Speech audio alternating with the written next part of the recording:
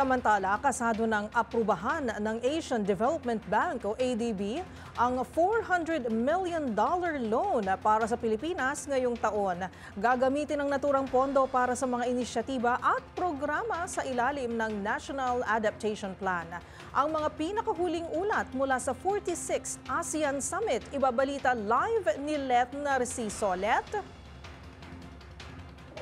Maglalaan nga ang Asian Development Bank ng $400 million na pondo para sa Pilipinas sa ilalim ng Brunei Darussalam, Indonesia, Malaysia, Philippines, East ASEAN Growth Area o BIM-IAGA. Ito ang iniulat ni Mindanao Development Authority Secretary Leo Tereso Magno matapos ang 16th BIM-IAGA Summit dito sa Kuala Lumpur, Malaysia. Ang Pilipinas ang chairman ng BIM-IAGA ngayong taon, kaya si Pangulong Ferdinand Marcos Jr. ang nanguna sa meeting kanina.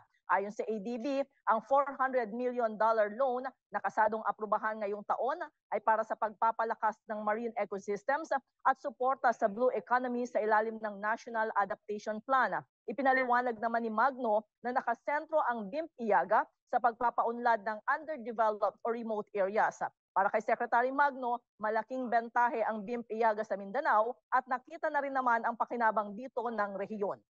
Narito si Secretary Magno. Ang pakinabang ho talaga ng Mindanao, nakita doon sa tumaas na GDP at sa tumaas na mga value ng mga priority infrastructure projects, nakinabang ang Mindanao. Halos lahat ng mga efforts na binigay ng ADB na tulong sa BIM-IAGA sa Mindanao na pupunta.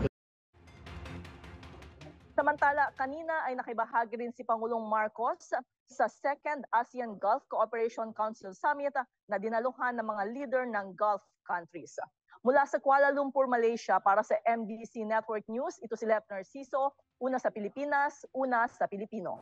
Maraming salamat, Ms. Let Narciso, nag-uulat ng live mula sa Kuala Lumpur, Malaysia, kung saan ginaganap ngayon ang 46th ASEAN Summit.